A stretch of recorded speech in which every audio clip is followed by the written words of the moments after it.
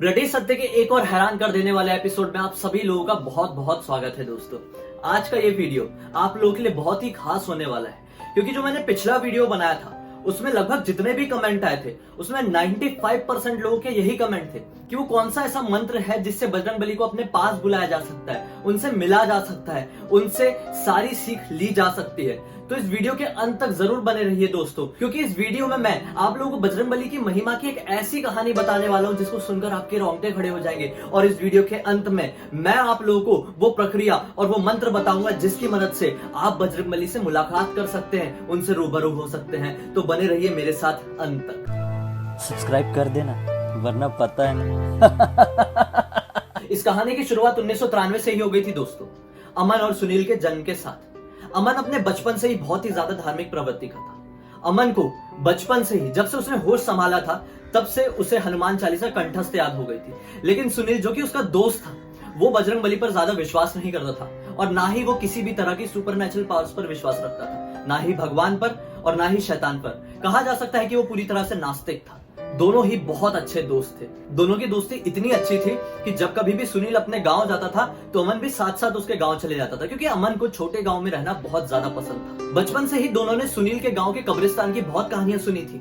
दोनों ने ये सुना था कि वो कब्रिस्तान इतना ज्यादा डरावना है कि कोई भी सूर्यास्त के बाद उस कब्रिस्तान वाले रास्ते से गुजरता है तो वो कभी लौट कर नहीं आता। अगर लौट कर आता भी है तो वो या तो अपना दिमागी संतुलन खो देता है या तो फिर उसका जीना हराम हो जाता है, उसका परिवार बर्बाद हो जाता है। लेकिन सुनील नास्तिक होने के कारण इन सभी बातों पर कभी भी विश्वास नहीं करता था।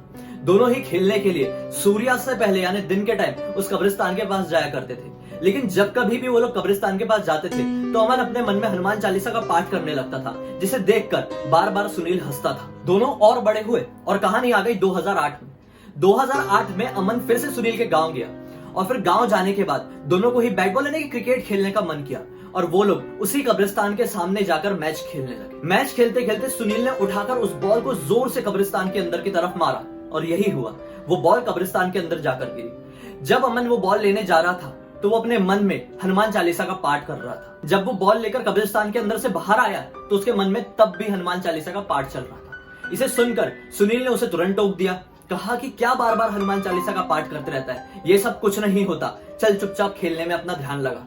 लेकिन तुरंत ही अमन ने उसे जवाब दिया कि देख लेना, एक दिन बजरंगबली तुझे भी अपने होने का एहसास जरूर दिलाएंगे और तुझे भी बजरंगबली एक ना एक दिन बुरी मुसीबत से जरूर बचाएंगे। मुझे पूरा भरोसा है मेरे बजरंगबली पर। और फिर क्या था, दोनों ही खेल खेल कर अपने घर वापस लौट गए और फिर इसी तरह से 2 साल बीत गए। पूरे 2 साल बाद यानी सन 2010 में सुनील की बहन की शादी थी। अमन को सुनील की बहन की शादी में जरूर जाना था, क्योंकि वो उसे भी अपनी ही बहन मानता था। अमन पहुंच गया अपने दोस्त की बहन की शादी में, घर के सारे काम करवाया, एक अच्छे भाई की तरह घर की सारी प्रथाएं की और फिर इसी तरह से सुनील की बहन की विदाई हो गई। विदाई होने के 2 दिन बाद तक लगभग घर के सारे मेहमान अपने घर वापस लौट चुके थे, लेकिन सुनील के चाचा, जिनकी ट्रेन विदाई के 3 दिन बाद थी, वो अब भी वहां रुके हुए थे। विदाई के 3 दिन बाद सुनील के चाचा की ट्रेन एग्जैक्ट रात के 2:30 बजे थी। सुनील ने ये सोचा, चाचा तो आखिर चाचा है, चाचा को स्टेशन तक छोड़ना हमारा फर्ज बनता है, तो सुनील ने यही किया। सुनील रात के 2 बजे अपने चाचा को लेकर रेलवे स्टेशन की तरफ निकल गया। जब उसने चाचा को रात के 2:30 बजे की ट्रेन से बैठाकर रवानगी कर दी, तब वो अपने घर वापस लौटने लगा और वापस लौटते टाइम मौसम कुछ बिगड़ सा गया।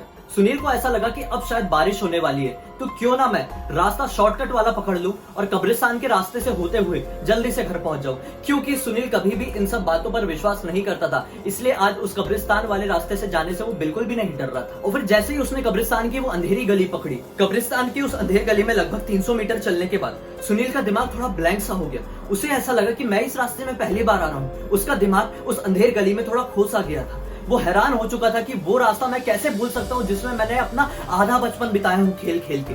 उसने सोचा कि भटकने से अच्छा बारिश होने वाली है, मैं किसी से घर जाने का रास्ता पूछ लेता हूँ। तो नजर घुमाने के बाद उसे एक बूढ़ा आदमी मिला जो कि अपने रास्ते चला जा रहा था। उस बूढ़े आदमी के पास पहुंचकर सुनील ने अपनी एक दबी सी आवाज में कहा कि चाचा, ये मिश्रा जी के घर का रास्ता किस तरफ से जाता है? तो बूढ़े आदमी ने हैरानी के साथ उससे कहा कि तुम इस रास्ते से अभी इस वक्त क्यों जा रहे हो? तुम इस रास्ते के बारे में कुछ पता नहीं है क्या? लेकिन सुनील ने यह कहा कि चाचा, मैं ये सब चीजों पर बिल्कुल भी विश्वास नहीं करता हूँ और बारिश का मौसम है, बारिश पड़ने ही वाली है, इससे पहले मैं अपने घर पहुंच जाऊं, इसलिए मैंने ये रास्ता पकड़ा हूं। अगर आप बता सकते हैं तो बता दीजिए। उस बूढ़े आदमी ने इशारा करते हुए उसे आगे जाने के लिए कहा। सुनील ने वही किया। रास्ते में अब लगभग 500 मीटर बीत चुके थे। सुनील एग्जैक्टली कब्रिस्तान के सामने आ चुका था। कब्रिस्तान के पास आने के बाद पता नहीं सुनील की हार्ट बीट थोड़ी तेज सी हो गई थी, उसकी सांसें ऊपर नीचे होने लगी थी।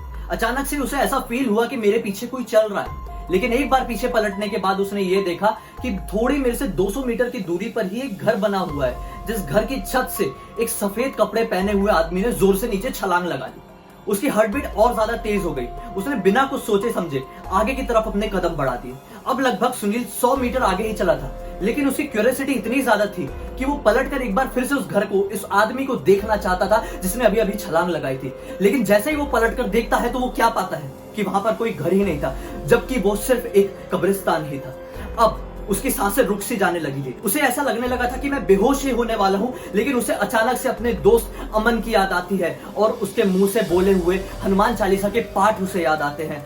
वो अपने कदम बढ़ाते चले जाता है और उसका मन ना जाने कैसे अपने आप हनुमान चालीसा पढ़ना शुरू कर देता है, क्योंकि उसने बचपन से ही अपने दोस्त अमन की मुंह से हनुमान चालीसा सुनी हुई थी, इसीलिए उसे लगभग हनुमान चालीसा काफी हद तक याद थी। जितना उसे आ रहा था वो हनुमान चालीसा अपने मन में पढ़ा जा रहा था। अब लगभग 100 मीटर और वो दूरी तय कर चुका था, लेकिन अचानक से उसे ऐसा महसूस होता है कि मेरे पीछे से आते हुए किसी ने मेरी रीढ़ की हड्डी को जोर से पकड़ लिया है और उसकी चाल अब लगभग धीरे होने वाली थी। और जब वो जमीन में गिरने ही वाला था, हनुमान चालीसा का आखिरी दोहा खत्म हुआ और आखिरी में उसने सिर्फ इतना बोला, बजरंग बली की जय। और अचानक से उसे ऐसा फील हुआ कि कोई अदृश्य शक्ति जिसने उसकी रीढ़ की हड्डी को पकड़ लिया था, उसने अब उसे छोड़ दिया। उसकी सांसों में सांसें आई। वो भागता हुआ, दौड़ता हुआ आगे की तरफ, रोशनी की तरफ बढ़ गया और रोशनी की तरफ बढ़ने के बाद उसे यह दिखाया गया कि गांव वाले एक आदमी की वहां से जीप गुजर रही है। उस जीप वाले को रोकते हुए इसने डरी हुई, सहमी हुई आवाज में कहा कि प्लीज मुझे मिश्रा जी के घर तक की लिफ्ट दे दीजिए। तो जीप वाले ने हैरानगी के साथ उसे फिर से पूछा कि तुम इस रास्ते से कैसे वापस जिंदा लौट सकते हो? मेरी नजर में आज तक इस रास्ते से जो कोई भी वापस लौटा है वो या तो पागल हो चुका है, या तो कोई शैतानी आत्मा ने उसके शरीर को कब्जा कर चुकी है, या तो सिर्फ और सिर्फ उसकी अर्थी ही यहां से बाहर निकली। लेकिन सुनील बहुत ज्यादा हैरान हो चुका था। जब वो अपने घर पहुंचता उसे लगभग 101 डिग्री का बुखार आ चुका। सहमा हुआ सा सुनील किसी से कुछ भी नहीं बताता है और घर पर जाकर दवाई लेकर सो जाता है। सोने के बाद उसे एक सपना आता है, जिस सपने में एक बूढ़ा आदमी, सफेद दाढ़ी वाला, सफेद कपड़े पहने हुए, अपने सिर पर, माथे पर राम लिखे हुए उसके सपने में दिखाई देता है और वो उससे ये कहता है कि तुम खुश नसीब हो कि तुम्हें सिर्फ अभी बुखार ही है। और उसका सपना अचानक से टूट जाता है। अगले दिन वो ये सारा किस्सा अमन से बताता है और अमन उससे यही कहता है कि मैंने तुझसे कहा था कि बजरंग बली तुझे अपने होने का एहसास जरूर एक ना एक बार दिलवाएंगे, जरूर एक ना एक बार बजरंग बली तुझे अपनी मुसीबत से बचाएंगे, एक बहुत बड़ी मुसीबत से बचाएंगे। और यही बजरंग बली की महिमा अपार है। बजरंग बली अपने भक्तों को, बजरंग बली अपने किसी भी इंसान को, अपनी बनाई हुई किसी भी चीज को किसी भी तरह के नुकसान नहीं होने दे सकते। अगर एक बार बजरंग बली का पाठ कर लिया जाए, एक बार हनुमान चालीसा का पाठ कर लिया जाए, तो कहा जाता है कि कोई भी भूत प्रेत पिशाच हम लोगों के पास नहीं आ सकता। कहा जाता है ना, भूत पिशाच निकट नहीं आवे, महावीर जब नाम सुनावे। ये कहावत शायद आज सच हो चुकी थी। दोस्तों, बजरंग बली आज भी इस कलयुग में हमारे साथ रहकर अपना आशीर्वाद हम सभी लोगों के ऊपर बनाए रहते हैं, चाहे हम लोग उन पर विश्वास करें या ना करें। और कुछ दुनिया में ऐसी प्रक्रियाएं होती है जिसकी मदद से बजरंग बली को अपने पास बुलाया जा सकता है, उन्हें महसूस किया जा सकता है, उन्हें देखा जा सकता है। वो प्रक्रिया दरअसल इतनी आसान नहीं होती। कमेंट सेक्शन में मेरे बहुत सारे सब्सक्राइबर्स, मेरे बहुत सारे व्यूअर्स ने मुझे ये कहा कि अगर तुझे वो प्रक्रिया, तुझे वो मंत्र पता है तो तू क्यों नहीं बुला लेता बजरंग बली को मिलने के लिए। लेकिन दोस्तों, मेरे अंदर उतनी ताकत नहीं, मैं उतना शुद्ध नहीं कि बजरंग बली को बुला सकूं। दोस्तों, वो प्रक्रिया इतनी ज्यादा कठिन होती है। दरअसल वो प्रक्रिया पूरी करने के लिए आपका मन सीधे बजरंग बली की आत्मा से कनेक्ट होना चाहिए। आपकी आत्मा बजरंग बली की आत्मा से, बजरंग बली से कनेक्ट होना चाहिए, तभी आप उन्हें फील कर सकते हैं। सिर्फ इतना ही नहीं, कहा जाता है कि इस प्रक्रिया को करने के लिए पूरे 21 दिन तक ब्रह्मचर्य का पालन करना पड़ता है। और फिर सुबह सुबह ब्रह्म मुहूर्त के टाइम में आप लोगों को नहा धोकर एक साफ सुथरा आसन लेकर एक ऐसी जगह पर जाना पड़ता है जहां पर लगभग 1000 मीटर के दायरे में कोई भी ऐसा इंसान ना हो जो बजरंग बली से अपने आप को जुड़ा महसूस ना करता हो। अगर आपको कोई ऐसी जगह मिल जाती है तो उस जगह पर आसन बिठाकर एक सच्चे मन से, सच्ची आत्मा से बजरंग बली और श्री राम का नाम लेकर ये मंत्र पढ़ना पड़ता है। काल तंतु कारे चरंती ए नर मनिष्णु निर्मुक्तेर काले त्वम अमृष्णु। लेकिन ध्यान रहे दोस्तों, इस मंत्र को पढ़ने के समय, इस प्रक्रिया को करने के समय आपसे एक भी गलती नहीं होना चाहिए, क्योंकि कहा जाता है कि शायद अगर इस चीज में, इस प्रक्रिया में, इस मंत्र में कोई भी गलती कर दो तो बजरंगबली आपसे नाराज हो सकते हैं। तो ऐसी प्रक्रियाएं करने से पहले एक बार नहीं 1000 बार सोच लीजिए। भगवान हमारे साथ हमेशा रहते हैं, उनको बुलाकर हमें किसी भी तरह का गलत कदम नहीं उठाना चाहिए, उन्हें हमें एक तरीके से परेशान नहीं करना चाहिए। कहने वाली बात तो ये भी है कि हम कैसे बजरंगबली, हम कैसे भगवान को परेशान कर सकते, लेकिन दुनिया में कुछ लिमिटेशंस होती है। मैंने अपने पिछले वीडियो में बताया था, हमें भी उन्हीं लिमिटेशंस, उसी दायरे में जीना चाहिए। हमारे अंदर भगवान ने इतनी शक्ति नहीं दिए हैं कि हम उनसे रूबरू मिल सके, हम उनसे मुलाकात कर सके। अगर आप लोगों की किस्मत में होगा तो आप उनसे अपने आप ही मिल पाएंगे। आप लोगों को किसी भी मंत्र की कोई जरूरत नहीं पड़ेगी। अगर उनका आशीर्वाद आप लोगों के सर में होगा तो आप खुद उन्हें देख पाएंगे।